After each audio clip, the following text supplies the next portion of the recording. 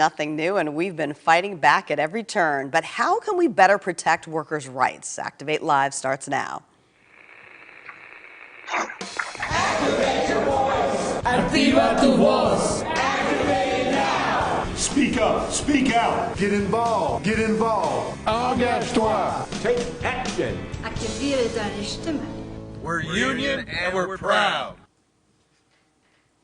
Welcome to Activate Live. I'm Tanya Hutchins, coming to you from Machinists Union headquarters in Upper Marlboro, Maryland.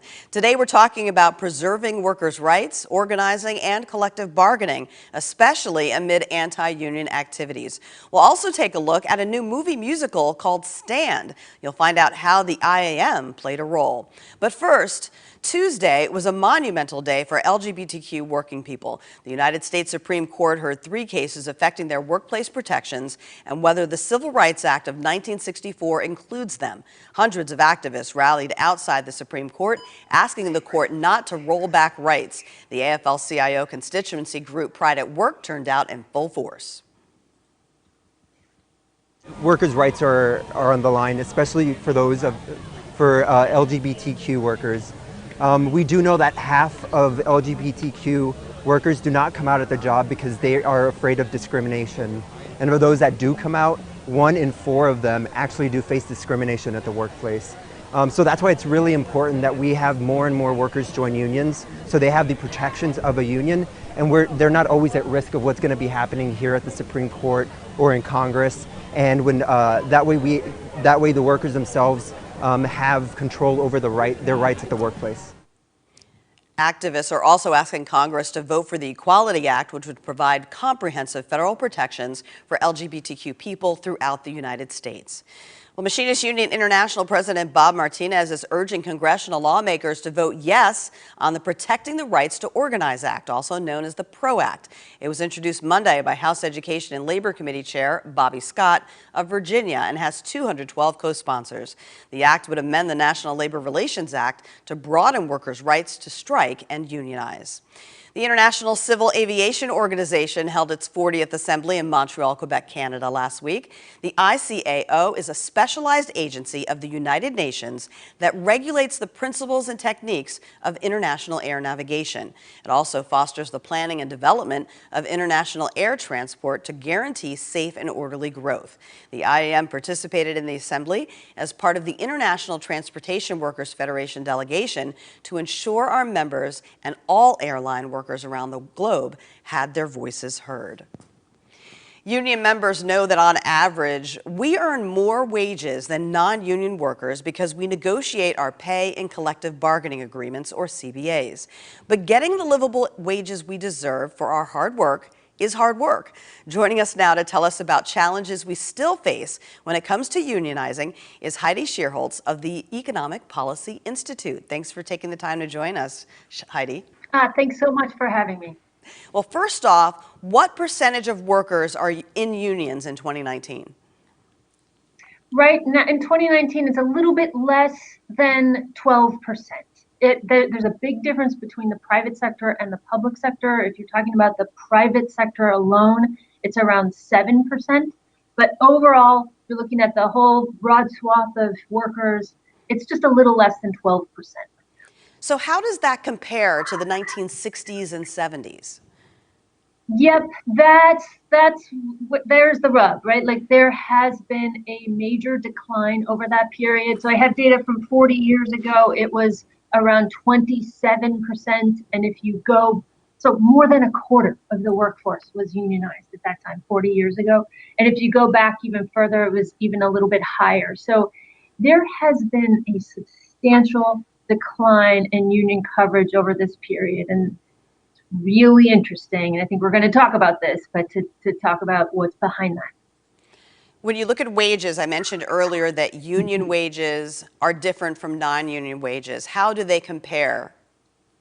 Yeah, you said it in your intro, like because unions allow people to come together to advocate for their own wages and working conditions, union wages are higher. So a person who's in a union makes more money than a similar worker who is not in a union. When I say similar, I mean if you control, as economists do, for gender, age, education, what kind of work you do, what sector you're in, what part of the country you're in. So you really are getting down to talking about two very, very similar workers.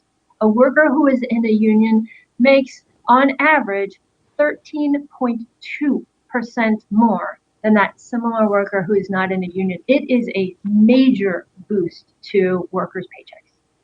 So when you start looking at paychecks of workers who are in unions versus workers who are not in unions, how does that union membership affect inequality? It gets at inequality in a bunch of ways. One thing that I think is not really well understood is that unions help reduce racial wage gaps in particular. So this is, I just think people don't really know the things that I'm about to say. So I think it's useful to talk about them. So Black workers are more likely to be in unions than white workers. Black workers get a bigger boost from unionization than white workers. So I said that 13.2% union premium for workers who are in a union compared to similar workers who aren't in a union. That union premium is even higher for Black workers. So when you put those two things together, that Black workers get a bigger boost from being in a union and Black workers are disproportionately in unions, those two things together mean that unions reduce racial wage gaps.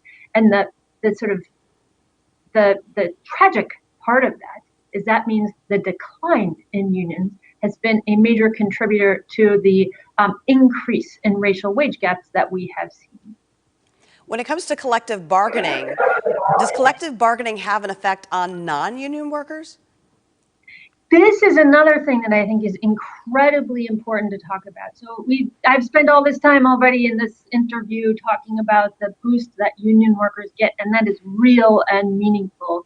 But unions also help people who aren't in unions, because it's what the economists call it the spillover effect or ripple effect. But it's just, if I'm a non-union employer and I'm in a sector where the union coverage is high, then that means I know that my workers may be able to go around the corner to a union shop and get a job with decent wages, with decent benefits. That means that I have to pay better to get and keep the workers that I need. So in that kind of way, unions, a strong union presence in a sector or in an area, actually boosts the wages and working conditions of all workers in that place. It really has this strong spillover effect. And that is how, when you add up both this direct effect that unions give to people who are in unions, plus the spillover effect that unions give to even people who aren't in unions, it really underscores how unions are a really core part of a vibrant middle class, and they really contribute to the reduction of inequality. And you can, again, the sort of tragic flip side of that is, as union coverage has declined, it means that fewer workers are getting that direct positive union premium, and then as the union coverage declines, that spillover effect is less strong. Because if I'm the non-union employer and I know there's actually not that many union employers around who are paying decent wages, and the chances that my workers will be able to get one of those jobs are small, I don't have as much of an incentive to pay higher wages. So that spillover effect also erodes. And so that's a key way that the decline of union coverage has been a really big contributor to the increase in inequality in this country that we've seen over the last 4 decades. Heidi, do you think that most non-union workers realize the benefits of union membership? I really think that many do. I mean, people, one narrative you hear out there is, oh, this decline in union coverage is just because workers don't want unions anymore. That's something you hear people saying. And we have survey data that shows that is totally false. So people are asked, surveys will ask non-union workers, do you want to be in a union? A way that question is often asked is, if there were a union election in your workplace tomorrow, would you vote for a union? And the share of non-union workers who say they would vote for a union has actually risen over the last 40 years. So workers really do understand how important unions are and how that they really can improve their living standards. I mean, workers know what's going on. The decline in unionization is really about something else. It's not about workers not wanting unions. Okay, I was about to ask you if there were any signs of hope, but I consider that a sign of hope. Is there Yeah, anything that you yes. would like to mention out there about legislation? Because I know we mentioned the PRO Act earlier, but your Yeah, no, research the PRO mentioned Act is the PRO Act is really important. I think it would, as you said, it would make it easier for workers to organize. It would protect strike activity and a number of other things. It's just extremely important legislation. I think there's tons of hope out there that we're seeing a lot more activity. That teachers strikes that happened a year ago really, in my mind, there was something of a shift in the narrative around unions because there was a ton of support for those teachers. There were tons of stories about how parents were out there supporting the striking teachers of their kids. It was just it felt like something of a game changer. And it has just built over the last year and a half. I think the narrative has really shifted. That you talked about the legislation that's active right now. There's also there's even sort of more sweeping legislation, not legislation, but ideas that there's lots of conversations going on there, out there about even more reform that could happen to make it easier for workers who want to join a union to be able to do so. One of the biggest signs of hope I see is you have presidential candidates left and right actually getting out there on picket lines with striking workers, showing their support. It's just not something we have seen in past election cycles. So it does feel like there is a moment right now. We do, a lot has to change to have the reforms go through to get back on track where workers who want to join a union are able to do so. But there is energy right now that's incredibly exciting and hopeful. Well, thank you so much for joining us, Heidi Shierholz from the Economic Policy Institute. We appreciate you taking the time. Thanks so much for having me on. It's been great. So what do you think? Comment now to activate your voice using live chat on YouTube, comments on Facebook, or by replying to this video on Twitter. It is okay to comment during the replay, and we thank all of you who have been commenting so far. I actually just turned my computer on, and it's a little bit slow, but we appreciate any of the comments there. Frank Saptel want greater wage equality? Join a union. Join the IAM. Frank is right. After everything you just heard Heidi say, her research backs it up. So thank you, Frank, for commenting. Well, this year marked the 100th anniversary of the 1919 Winnipeg General Strike in Canada. Workers went on strike to gain union recognition and to demand that employers respect collective bargaining rights. The spark that ignited that strike came from IAM Local 122. Well, now there's a movie musical about the general strike called Stand. And joining us now to tell us how the Machinists Union continues its involvement in this historical moment, that's a great movie poster, is IAM Canadian General Vice President Stan Pickthall. Thanks for being on, Stan. Thank you. Thanks for having me. So Stan, how was the IAM involved in this movie musical production? Well, the IAM was, we sit on the Canadian Labour Congress, which is the equivalent of the AFL-CIO in the US. And Danny Shore is the producer of the film Stand. At that time, they were going to call it Strike, because it's about the Winnipeg 1919 strike. And they came with a proposal to the affiliates seeking an opportunity to get some funding and some support to make this movie, which would celebrate the work of the union movement in 1919. And it was obviously, this was about 3 years ago, and the plan was to have the movie released this year on the 100th anniversary. So the IAM had the opportunity as a result of that to make a contribution, and I put that in front of our executive council, and we did make a contribution to the production of this movie. Now the IAM participated in the anniversary event on May 25th. What was that like? It was a great event. It was It was a show of solidarity. Many unions were there. The IEM showed up, and we had a demonstration or a march through the streets talking about the importance of the labor movement and to acknowledge 1919 strike. The IEM had a great deal of organizing going on in 1919. We were an organizing union even then in Winnipeg, and we had the opportunity to run an organizing conference in Winnipeg that coincided with the march, so that at the end of our conference, our folks were able to go out and join the march. We actually put about 100 people in that march and celebrated the 1919 Winnipeg General Strike. So it was a good opportunity for our folks to participate in that. Excellent. Now, this movie musical, you know, I hope it does well because it's telling such an important story. I understand that you got a sneak peek in June. Yeah, we went to the Canadian Labour Congress held their summer meeting of the council in Winnipeg. So I had the opportunity, as a result of that, to go to a preview that was held at theater in Winnipeg.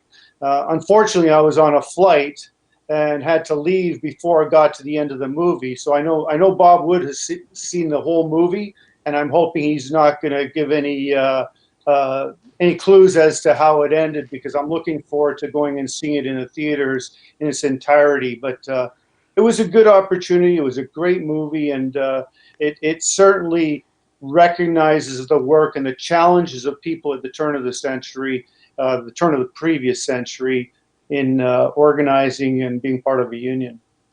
Well, Bob Wood is sitting right next to me. We're going to go to him next, but we appreciate you so much for taking the time to give us your insight.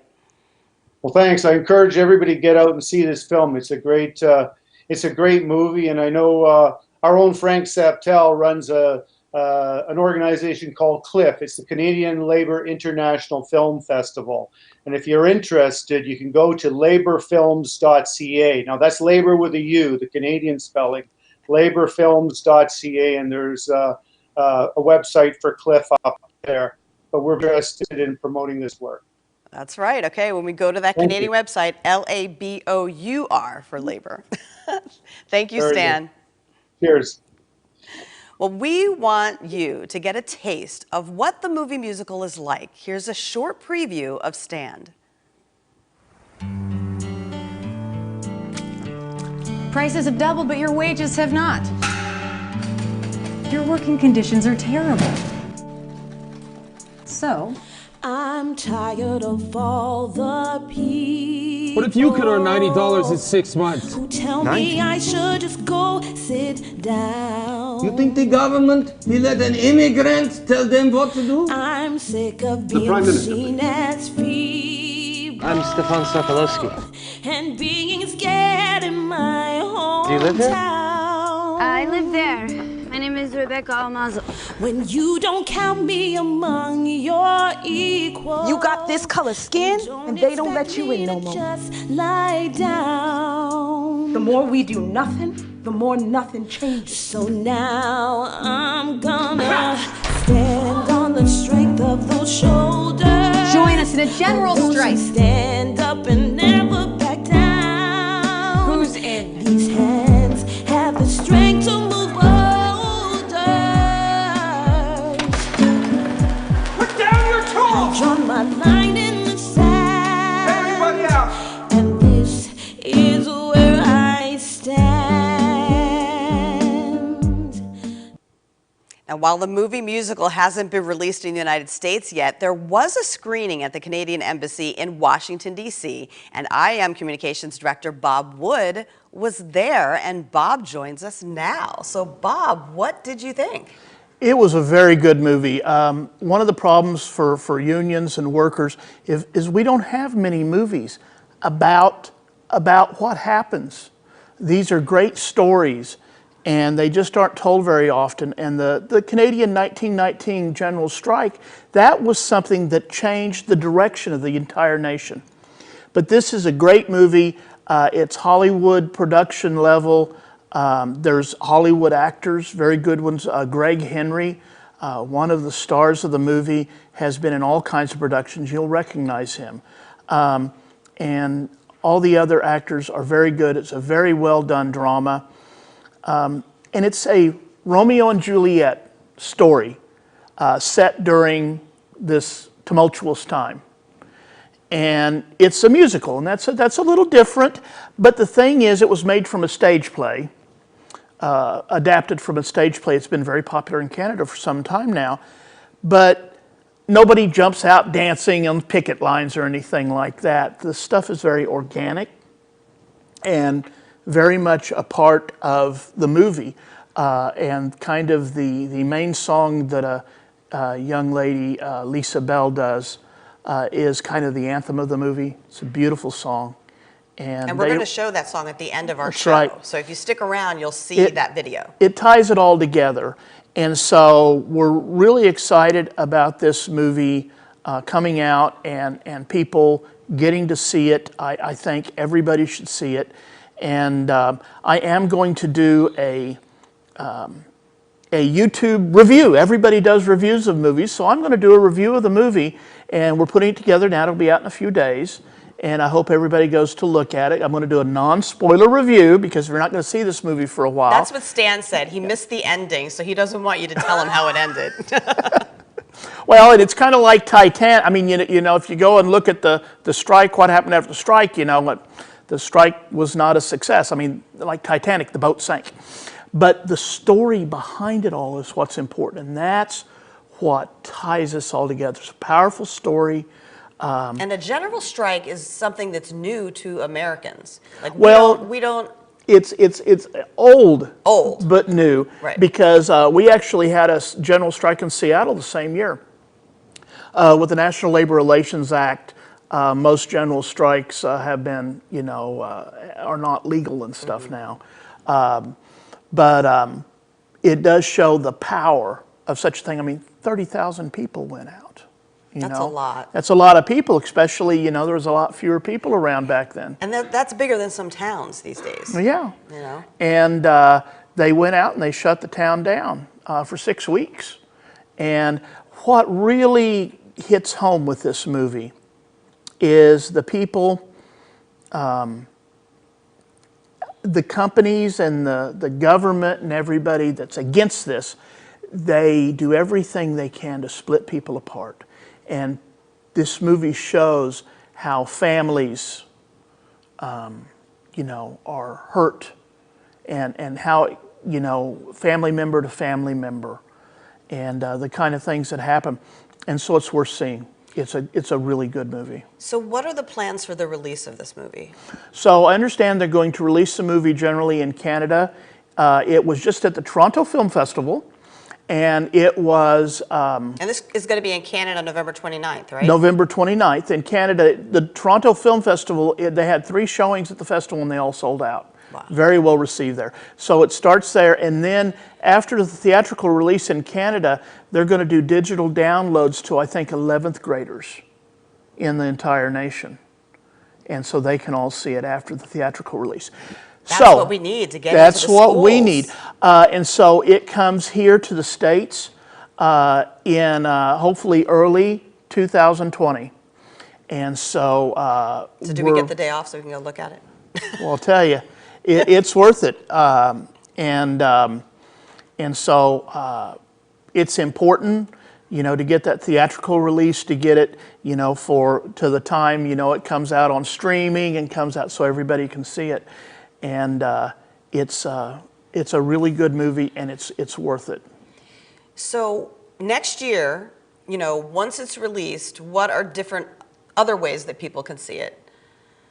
Well, you know, that kind of remains to be seen. Yeah. How they're going to do it. I mean, they're hoping for a really good, wide theatrical release. But we can keep up with them on social media, right? That's right. That's what's important at this point.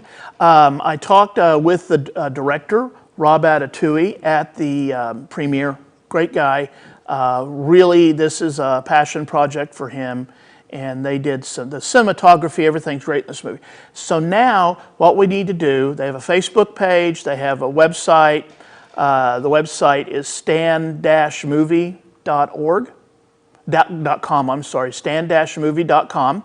And you can go there and you can go to Facebook, Twitter, Instagram, like it, share it. Share this. Let people know what's going on. This is not just for the machinists. This is for all unions in America. You need to let your union and brothers and sisters know this movie's coming. We need to build a groundswell for this movie.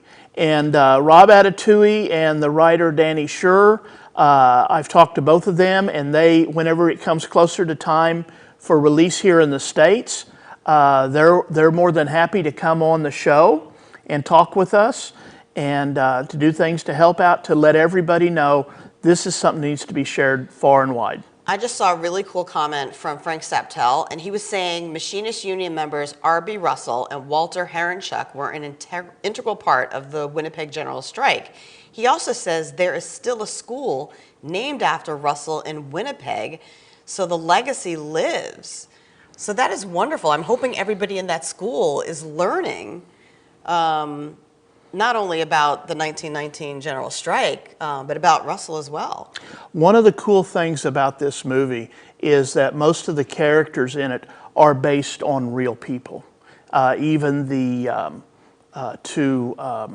the love interest part of it, which of course, you know, the families don't like or anything like that. It has to, you know, the dad says, get away from her, and of course, you know, that's not going to happen. Right, right. But anyway, it's all tied closely to history, and they do a very good job of giving you a real feel of what it was like. Well, I'm really looking forward to it. This will be something to look forward to in 2020. That's right. All of our Canadian members, you're luckier than we are because you get to see this movie November 29th. It's called Stand, and it was based on the 1919 General Strike, the Winnipeg General Strike. And it was based on a play, you said. Right, and the play was called Strike. Strike. And there was a song written by Danny Schur, who wrote all the songs in the stage play, that was called Stand, and they said, oh, this is it. And it's a beautiful song, and so they're going to come out. But listen, if, you know, in Canada, if you get to see it, once it comes out, do a review. You know, let's get people to know about this movie. All right. Well, thanks so much for joining us, Bob. You bet. Bob Wood is the Director of Communications at the IAM. Well, keep the comments coming. We love hearing what you think about the movie musical Stand and the 1919 General Strike in Canada. John Lindbow says it's about time to start educating our youth on the struggles unions had and are having. Can't wait to see it. All right, I join you, John, on there. Also, Canada says another great film about the Winnipeg General Strike was made to celebrate the 75th anniversary, made by the Manitoba Labor Education Center. The name of that is 6 Weeks of Solidarity. And if you go into our comments section, the link is there. So just click on that link for more information there. So thanks so much for all of these great comments. Keep them coming. Well, here is a look back at this week in labor history. On October 9th, 2008, machinists who worked at the Boeing Company held a rally outside a Boeing administration building in Seattle. More than 27,000 members were more than a month into a strike over job security. Fortunately, the union and the company agreed to resume negotiations for a new contract. This is a perfect time for a shout out to all of our members at IAM District 751 in Washington State and our Western Territory. Well, this part of our show is for all our machinists out there, but you're welcome to watch what we do with and for our members. Every month, there is a state council meeting somewhere in North America, and here's a list of our upcoming meetings. October 11th and 12th, the Michigan Machinists Fall Conference is in Jackson. October 12th, the Arizona State Council of Machinists meets in Tempe. And same day, Arkansas State Council of Machinists meets in Little Rock. We have a charity event coming up. It's the biggest charity event of the year for Guide Dogs of America.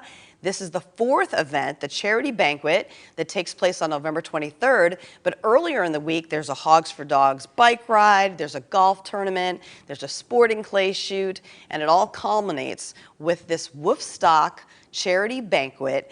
It's the 39th annual one in Las Vegas. There's still time to register, so just go to guidedogsofamerica.org. And as you can see from this graphic here, wear your tie-dye, all right? So you'll be right there with Woofstock. Looking forward to that. Well, join us next week when we hope to bring you a live update from the Coalition of Labor Union Women's 20th Biennial Convention in Las Vegas, Nevada. And next week, Delane Adams will be hosting in the studio, and he'll have a guest for you. I'm not going to tell you who it is yet. We leave you now with the music video from the movie musical Stand.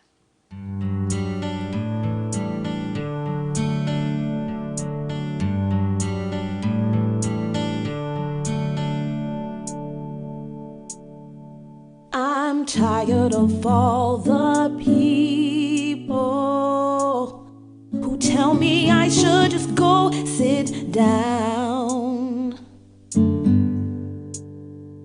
I'm sick of being seen as feeble and being scared in my hometown.